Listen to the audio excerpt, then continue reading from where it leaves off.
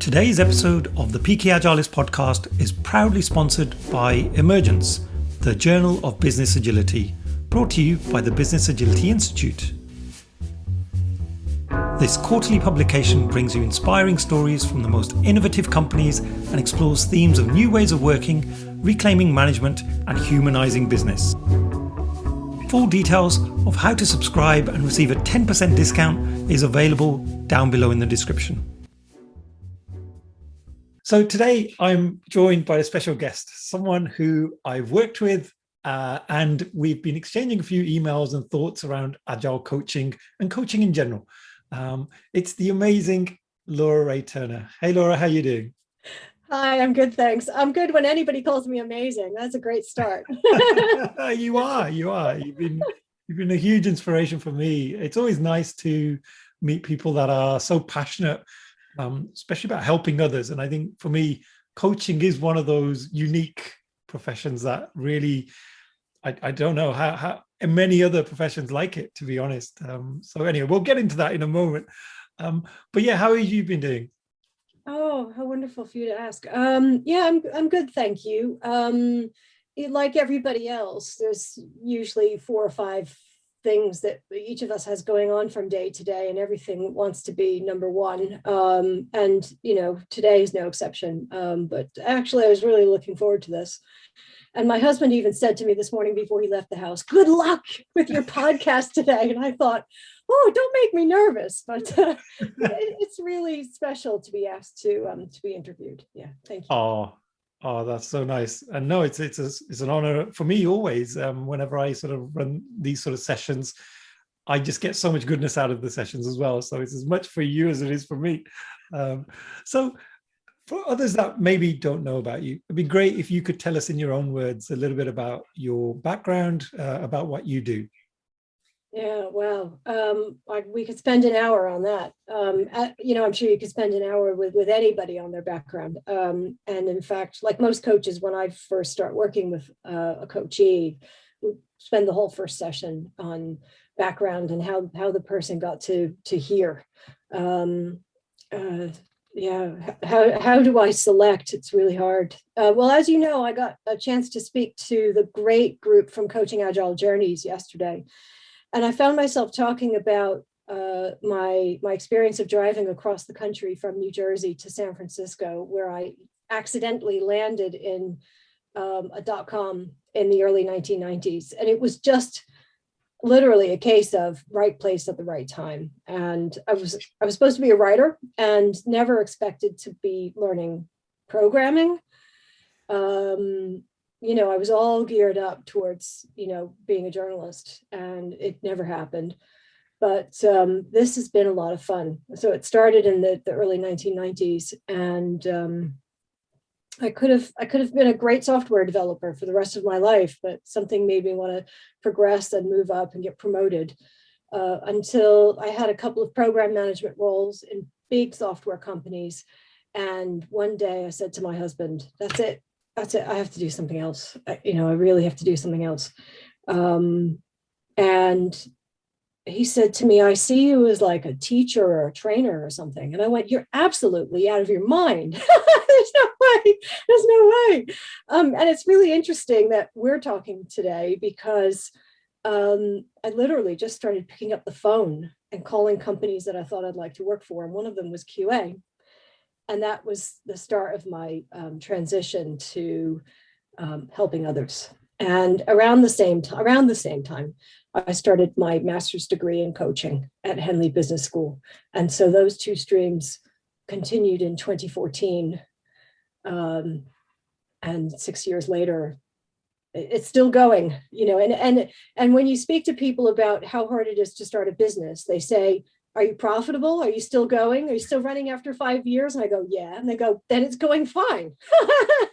So here we are. And I suppose by that definition, it's going really well. But it's an awful lot of responsibility running a business, whatever the size is. Every day, there's nothing else on your mind. And I was just working with a coachee this morning who's transitioning into a new business. And so it's a bit of career coaching, but very purposeful, what kind of purposeful business and purposeful life the person's going to have. And I said, when you start a new business, it has to be something that you're passionate about every second, every minute of the day, because you're going to have to sustain yourself and keep yourself going all the time. Sometimes there's nobody else, your spouse, kids, which we don't have any kids, but parents, best friends, nobody else is going to be as passionate about it as you are. So I suppose that's a very long introduction, but you did call me passionate, so there you go. Oh no, that's great, and yeah, absolutely. There seems to be a wealth of experience there, and you've sort of really done it from the ground up as a software engineer, sort of really living and breathing, building those sort of software products, and then, as you mentioned, you sort of moved more into program management and now coaching. So that's an interesting sort of transition, I guess, as well. And the other thing I was going to ask you was, you're now based in the UK. So what's the story about you coming all the way from the US over to here? Yeah. When I was with the guys from Coaching Agile Journeys yesterday, of course, a lot of them are Americans. It was wonderful to meet lots of non-Americans as well. I didn't realize how big their community was. But every time I get with an American audience, I feel a little bit nostalgic for home. I grew up in New Jersey, and when I graduated from college, when I left uni, I moved to San Francisco. So I was 21, and I was there for about 8 years, and moved to the United Kingdom 20 years ago. And it was for personal reasons, but also I was determined not to kind of just arrive. And in fact, you can't. You have to be sponsored and have a work permit. So I did everything above board. And of course, just after I moved here, the .com bubble burst, and my employer said, we're shutting our doors 1 month after I arrived.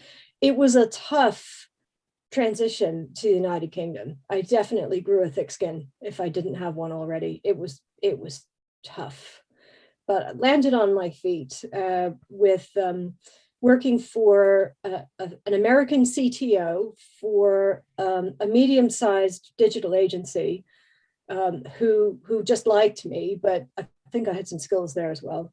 And that kind of got me back on track. But the first year here was tough. I'm not going to lie to you. Yeah. I'm laughing at it now. It wasn't funny at the time. I can't even begin to imagine sort of leaving your whole sort of life from one country and coming to another. What was the biggest thing you missed?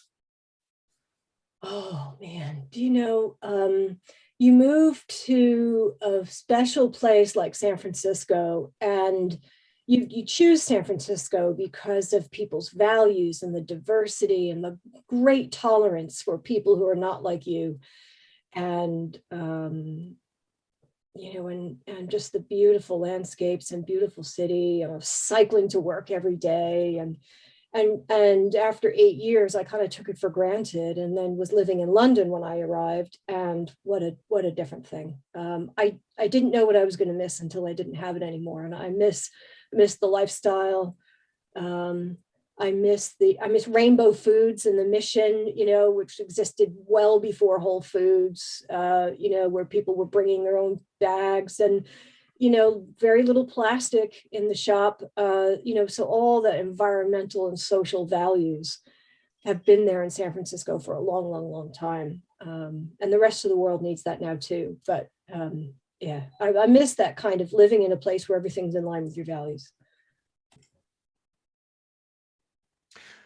No, so thank you so much for that, Laura. I have to say, San Francisco is probably my favorite place to visit as well. I've been a couple of times. One time we were there for Halloween, and oh my God, that just blew me away. I think myself and my two brother-in-laws, we were there together, and we were the only people not in Halloween costume or attire, and we were just the odd ones out. So yeah, it was just remarkable, the sort of celebration and how everyone really just gets into the groove.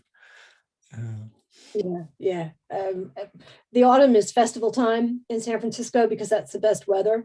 And boy, people love any excuse to get dressed up and go dancing in the streets. I miss that too. Oh, good stuff. So we talked a little bit about coaching, and I know coaching is a big passion of yours. So, and coaching has really become, I would say, a pretty critical service for many professionals out there.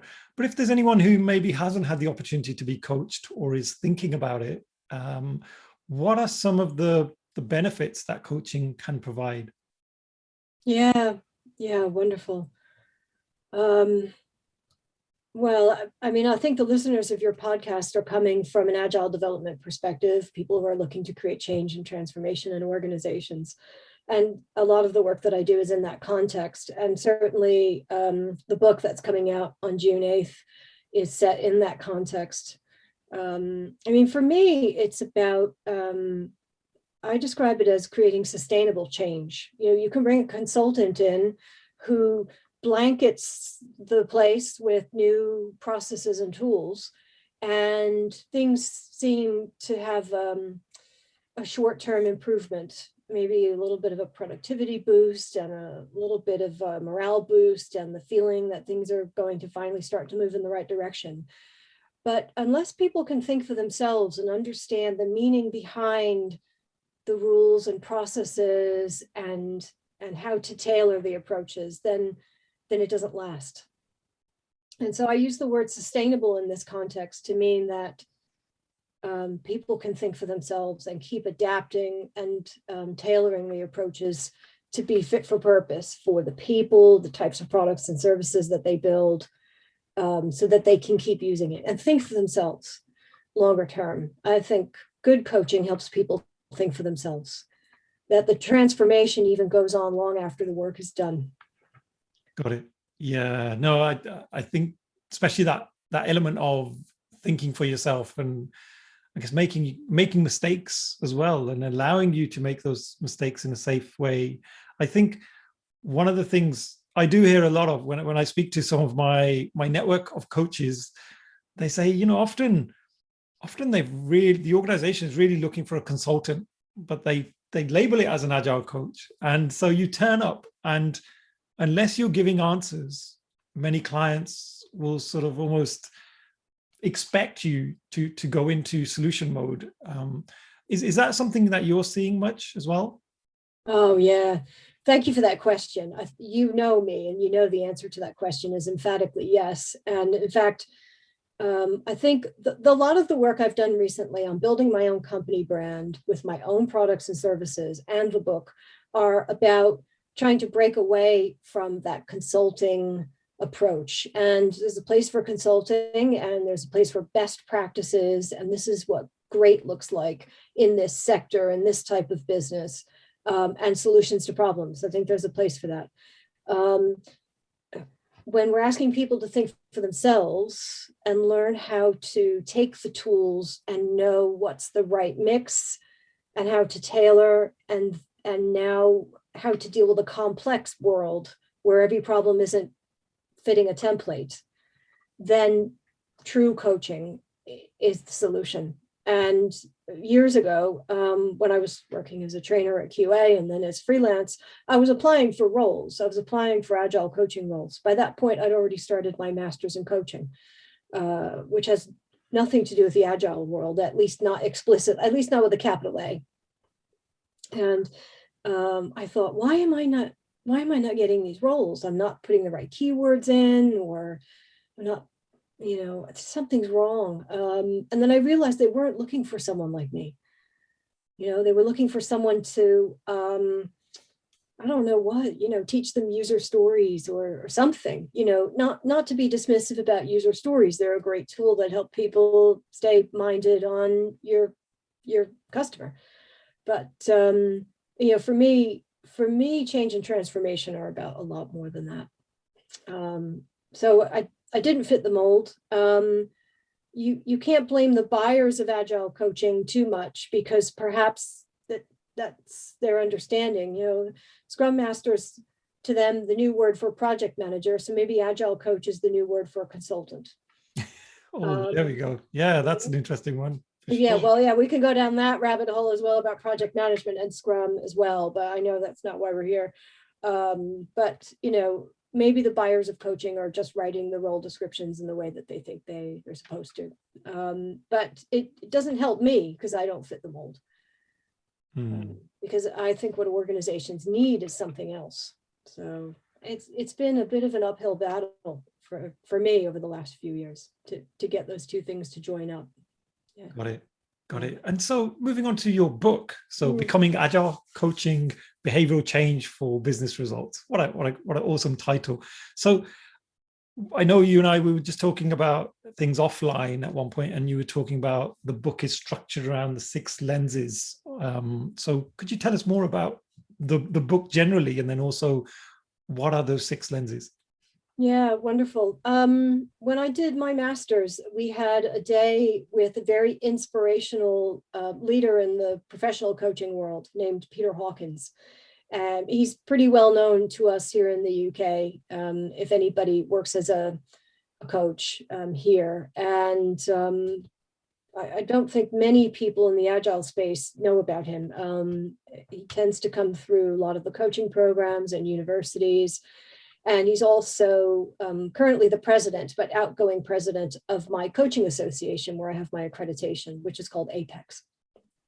And I've also done some additional training with him on systemic team coaching, of which the 6 lenses is only one very small part, actually. But for me, even though it's small, and doesn't really describe an entire engagement approach for systemic team coaching, I found it useful for helping to raise awareness of seeing the entire system, especially in an Agile context where so many Agile coaches tend to focus in on the team and just the team, and how to shift work from left to right and be more productive. When we start to drill down under some of the things that become visible on the Kanban board, we realize that the root causes are in leadership style or stakeholders outside the team who are expecting perhaps different things. The amount of change taking place on the requirements, on the work to be done based on the macro or external business factors, the political and economic arena and so on, and new legislation. And I felt it was important to raise awareness of the whole system. I don't claim that the 6 lenses represents all of the systemic team coaching approach, because it really, really doesn't. But it's a starting point for kind of opening up and widening people's idea of the wide angle lens that we need to have in order to really address all of the things that need to be addressed to create change.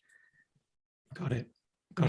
And would you say the book is aimed at particular types of Agile coaches? Could they be enterprise Agile coaches, or is it pretty much for anyone who's interested in Agile coaching?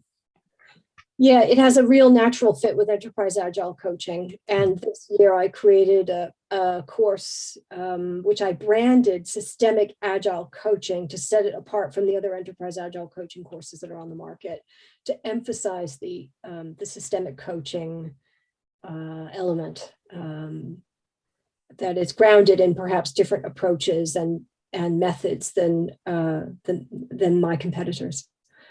But in fact, the book is aimed at professional coaches who don't have the Agile development background. Even though I know that there's hopefully going to be a huge amount of interest from both professional coaches who have only heard the word Agile and think it's a good thing, as well as people who identify as Agile coaches and want to increase their professional coaching skills, but also internal leaders who see a coaching style of leadership as being valuable and now want to bring in some of the tools to support their teams and other stakeholders. So I'm really optimistic that these different audiences are going to gravitate to the book and find value in it. However, I say in the introduction to the book that it's aimed at professional coaches because what I don't do, and there wasn't space in the book for, is a discussion of professional practice and coaching supervision and ethics and contracting with clients. And that's a piece that professional coaches, hopefully, you never know, but we'll safely assume that they know that they need to do. And the idea of an ethical code is just starting to germinate in the Agile coaching community. But so to get around that discussion, I said the book is aimed at professional coaches. So I think that's a really important kind of disclaimer. Yeah, no, thank you for that. Absolutely. I think, it's not a regulated profession, I guess. So it's tough to know, if everyone is following a consistent approach, and contracting and the ethical side is actually really, really interesting. I know IC Agile have been doing a lot of work in that space at the moment. Shane Hasty has sort of been looking at that, hasn't he? So that'll be really interesting to see how that sort of pans out for the Agile community. And so, interject, I'm sorry to interrupt you, but it's important to say that even professional coaching isn't regulated. So we have very similar issues. And all of the kinds of issues about, do I get accredited or not? Do I follow an ethical code? And how do I contract with my clients? And professional coaching are just magnified among Agile coaches. So I'm sorry to interrupt you, but I think it was important to say that. You said Agile coaching isn't regulated, but actually professional coaching isn't either. Yeah, great point. Great point. No, sorry to interrupt. And so in terms of the 6 lenses then, Laura, would you say there's one or two that are particularly more important than the others, or are they all of equal importance? Oh, they're of equal importance, because one looks at leaders, 2 looks at teams, 1 looks at stakeholder interfaces. You have the external business environments. They're all relevant. They're all, because at any given point in a day, if you observe a team, they're going to be making decisions and trade-offs and agreeing to things based on lots of factors in the business environment. And so the lenses is simply a way to help us think about the complexity. This is really about complex adaptive systems, isn't it? And about, I'm being asked to do a particular item of work from someone who's measured in a different way to how perhaps that person over there is measured. And they're all important. They're all important. Yeah. Got it. No, thank you for that. And I want to know a little bit about maybe the sort of lead up to the book. So what was your sort of big motivation? Why was this a particular topic of interest for you? Yeah, what a good question. Well, how did it start, actually? I was doing some voluntary work for a local careers charity. And as part of that, they offered coaching. And I offered pro bono coaching through them for a few years, actually. We got a supervisor who recommended that there was a terrific workshop that we all attend if we wanted to and could afford it, because there wasn't budget to send us. So I self-funded myself on a course with Julia Vaughan Smith and Jenny Rogers on understanding how life trauma shows up in people's agency and ability to make decisions and progress with their life.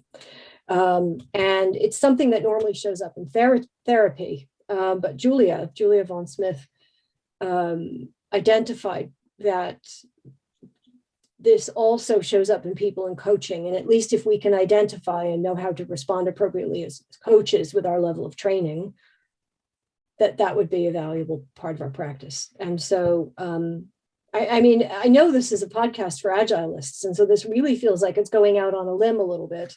And I hope I haven't lost all of your listeners by this point.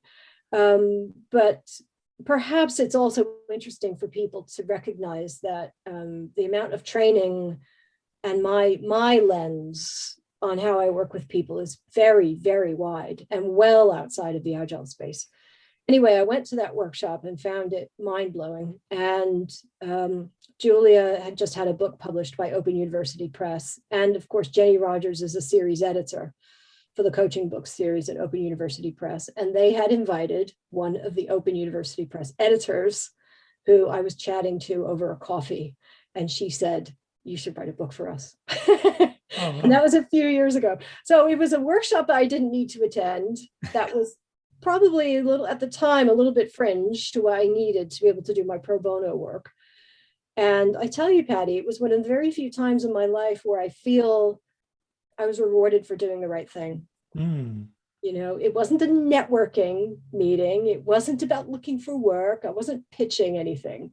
It was just serendipity over a coffee. And that led to obviously more conversations and, you know, the process of contracting for and writing a book can be a long one. So that was a few years ago. So this has been a few years of work, a few years in the making.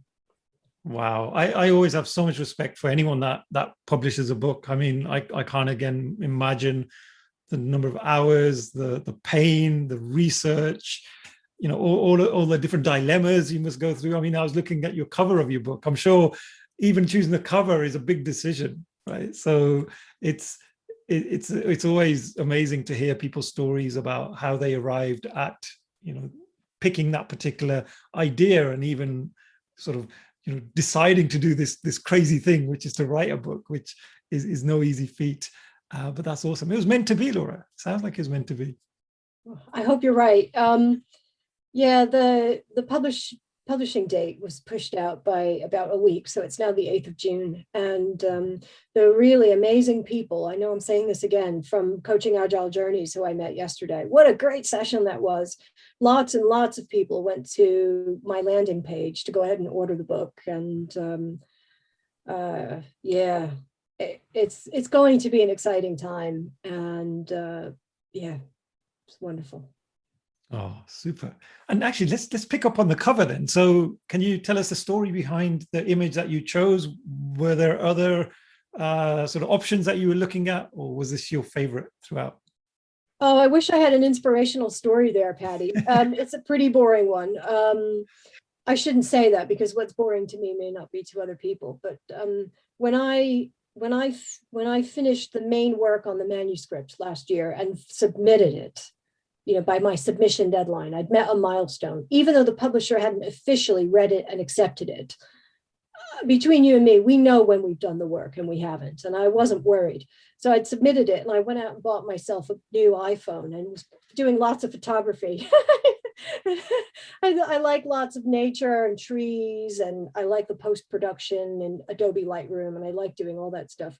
And I submitted a couple of photos to them for the cover, and they went, we've got tons of covers that look like this. Nice try, but no. And then they offered a couple of ideas, and this was the one I picked. So no, the really smart people at the publisher knew what was right. They gave me a few options and I picked. Got it. Yeah. Oh, awesome. And so what would be great is if we could maybe look at one of those lenses, and if you could maybe break it down a little bit, just so if someone is wondering, you know, I understand at a high level that there are these different almost stances, or as you mentioned, they are lenses. But how do I bring that to life a little bit for the listeners? So is there one that you could pick, and then maybe we could go a little bit deeper into that? Yeah. Brilliant. And I've got some notes on that actually that I think would be helpful. Yeah, well, let's see. Why don't we start with lens one? Because what I'm doing is encouraging organizations to start down this approach with me by first working with individual leaders one-to-one. And I know lots of agile coaching is about team coaching, but I love the individual coaching, and it's often a great place to start because there's a little bit more intimacy, where individuals, through trust and explicit confidentiality agreement, are happy to talk about some of the real thorny challenges. And I think you get to a lot of the problems quite quickly. But I think that's a great place to go, because I think there are a lot of leaders struggling with how do I now transform into someone who really has empowered teams where I'm really a facilitative leader and I'm trusting the team, and where I can give them enough slack and space to allow them to do that creative knowledge work that everybody talks about, but without me getting my wrist slapped for not being on top of things and not catching problems and all of this. And it's really difficult for individual leaders, especially in the agile space, because so many people came from software development roles, or they were technical architects, and they had some interpersonal skills or some maturity in certain areas, and now are in leadership roles where being the expert is no longer what's needed. But out of history and habit and what got me here, they continue to work in that way.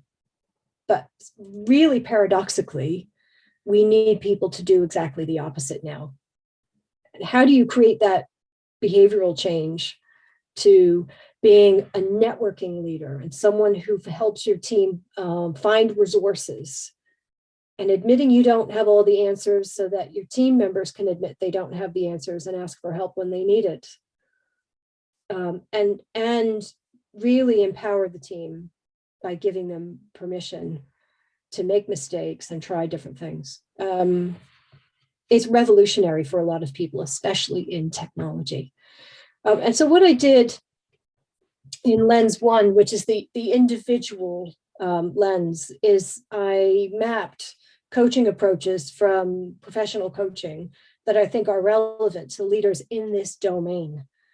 And so there are things like critical thinking, evaluating options, being able to look at pros and cons, getting input into understanding better decision-making through critical thinking. And I mapped some coaching techniques to that competency in the book for lens one. And I'm actually looking at my notes here as well while we talk.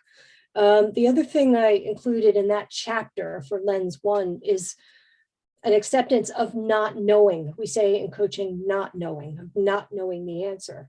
People like Brene Brown have done a great job at describing this as vulnerability, of saying, yeah, actually, that's something that I don't know either, of not having all the answers. Also in that chapter, I wrote about resilience and adaptability, and where resilience comes from. And really, Carol Pemberton, who's a terrific executive coach and also another author from Open University Press, really gets the credit for that, because I contributed some of my own material, but I had to read her book quickly to understand the essence of it and summarize the bits that I thought were relevant in this domain. So Carol Pemberton really gets all the credit for that. And managing stress.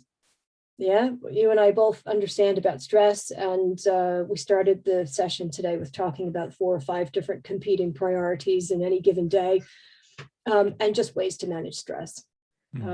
Of course, there's so much more to working with individuals in coaching. A lot of those techniques are global and they're relevant to any human. But I think these are the ones that are particularly needed in this domain in which we work. In the so-called VUCA domains, the volatile, uncertain, complex, and ambiguous. And that mnemonic is used a lot to describe environments that are subject to lots and lots of uncertainty and change. In other words, any organization that would choose to use an agile approach in order to respond to change is a VUCA environment. And I don't think that link is also understood clearly. That so many organizations think, well, we're going to do agile here, which usually means Scrum, ignoring the fact that there's a half a dozen other approaches, without being consciously aware of why.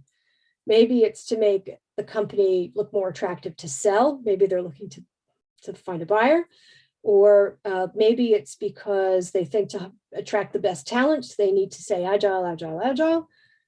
But the reason for selecting an iterative approach to developing any products and services, whether it's software or not, is to be able to respond to change as a way of reducing the risk of getting hit inside by something that changes in the external business environment, the market, legislation that we didn't plan on and don't want to have to deal with. But nevertheless, if we want to stay in business, we have to respond to change. So I think hot on the heels of lens 1, working with individuals, is, for me, is lens 6. It's the macro lens. That's the one that I go to over and over and over again, because the writing's on the wall.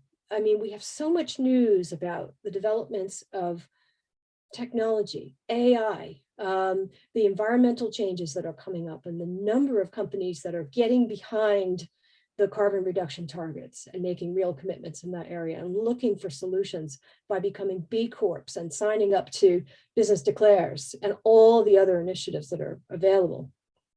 The writing's on the wall, that if we took our heads up from the day-to-day stress and tuned into some of those trends that are coming not far on the horizon, we could do more than just respond to change. We could anticipate and take advantage of some of the terrific, exciting changes that are on the horizon. So for me, it's lens 1 and lens 6, and everything in between is the how-to. But for me, and I guess I'm just realizing that now, talking through it with you. For me, it's starting with lenses 1 and 6, really. Awesome. Great example of coaching. Not that I was coaching you in any way, but it sometimes just helps to talk things through, and then you all of a sudden you start to sort of put the pieces together and shape them. But no, that's really, really nice, Laura. Thank you for that. I mean, there is so much goodness in there. We could probably spend another hour just talking about that one lens, because those elements that you mentioned about leadership, like I have to hold up my hand when I'm running agile training. I give the leaders a really hard time. It's always their fault. Every report you look at is, why did agile fail, or what is the biggest challenge? And it's because of leadership. And I just think leaders under so much pressure right now to sort of, I guess, demonstrate these approaches, these values. For example, Bill Joyner's Leadership Agility. It's a phenomenal book that I often turn to, and it's that sort of catalyst leader. Sounds great on paper, but how do you actually get to be like that? That's a really tough ask. So I think any tools, techniques that we can offer that help people to get closer to that is it can only be a good thing. So I'm really pleased to see that your book's actually got a big element of that included. So I can't wait to read it. Thank you. And I make reference to Bill Joyner's work in the book as well. Yeah, and I summarize the competencies of an agile leader in the book, because it's so important. It's so important. Yeah. Awesome. So I guess then, looking forward at the sort of the future of agile coaching, I guess, what would you say would be the way that you would want the role to evolve? We've talked a little bit about sort of some of our gripes about agile coaching around, people expecting them to be consultants, but how would you like the role to further evolve? Yeah, what a great question. I'd like to see more stakeholders get involved in helping to define how it evolves, in fact. And I attended a session with Shane, hosted by Agility Lab in Copenhagen, who is having me as a guest speaker very soon, actually. That's a terrific community, and they've had some incredible speakers, but they hosted Shane a few months ago, where he talked about the draft code of ethics. And of course, he does lots of work with IC Agile, but IC Agile is about the curricula and training standards. And they felt it wasn't the right home of the code of ethics. So they chose to ask Agile Alliance to be the custodian of it, where you can go and look for the working draft. And I've also blogged about it, and I linked to it from our website, the Future Focused Coaching website. And so I'd like to see Agile Alliance build a community around evolving that and standards for Agile coaching. And I think we need more input. and hopefully an international community as well. And I think Agile Alliance, in theory, is the right place. I don't know what resources they have to do it. That's really a question, and in no way a criticism. I genuinely don't know, but if anyone from Agile Alliance is listening, I'm offering to help. Awesome. Oh no, that's great. And yeah, that'd be really interesting. I think sort of I've got a talk actually tomorrow I'm doing to a bunch of professional coaches to introduce them to Agile coaching, because there's some interest. And I was sort of looking through the state of Agile coaching report that came out recently. And it's really interesting to see just how the profession is now starting to formalize, because it hasn't really been formalized for that long, if you think about it. Really, if I think about Lisa Adkins' book, Coaching Agile Teams was probably my first sort of reference point, say, oh, it's a profession, it's actually a thing, rather than it just being someone kind of making up this job title. So it's good to see it mature, I think, in the right direction. So that sounds great. Yeah, and it's not just coaching, it's mentoring, facilitation, and teaching. And it's important to be pretty good at all four of them, and to know when to switch to be in service to your client. I'm running a mentoring program now for Agile coaches, which just kicked off in April. And we're just seeing what kinds of issues and needs emerge from the cohort. And we're going through the competencies now, and just kind of filling in the gaps. I want to do more of that. That mentoring for Agile coaches program is really great, not just for Agile coaches, but for anybody who's in a change and transformation role.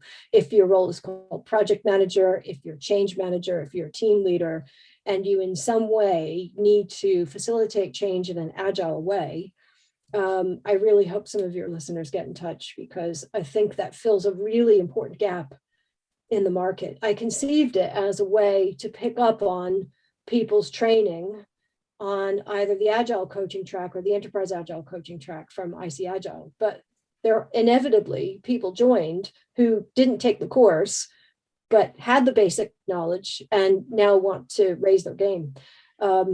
I don't know of anything like it on the market. And that's my shameless plug for that program, which has just got off the ground and I think is going to fill a really important role. So I hope it catches on. Oh, awesome. No, we're definitely, if you can send me the link, we'll include that in the show notes so people can kind of get signposted to that. It sounds really, really awesome, though. I think, again, as the role is maturing, there's needs for all of these sort of services. So I'm sure lots of people will be really, really interested in that. Oh, thank you. So we're going to sort of wrap up now. Laura, we're sort of almost at end of time, but let's get a few words of wisdom from you. So if you could give your younger self some advice, what might that be? Oh, goodness. You said you were going to ask me this, and of course I didn't think about it at all. I'm not one to look backward. Oh, man. You did it. You asked it. Oh, man. I can't complain because you warned me. I would say take chances sooner and earlier. There's no point in waiting for some point in time where we, I think I hope I'm making sense. When I was younger, I had the sense that somehow I would get older and there would be a point in time at which I would have enough experience that I could make great decisions all the time and I would be really successful. And then I realized at some point in my life recently, sort of after 40, I think it was, that's never, ever going to happen. That I'm always going to have moments where I fall on my face, and you're always going to have moments where you look stupid, and not just because you've had too many cocktails, but because you screw up. And I wish I'd known that much, much, much earlier in life, to go ahead and take risks and don't be afraid of looking stupid. When I did my master's degree, I'll never forget, a few of us had a session with the amazing tutor, Nigel Spinks from Henley Business School, who taught us how to do research at the master's level.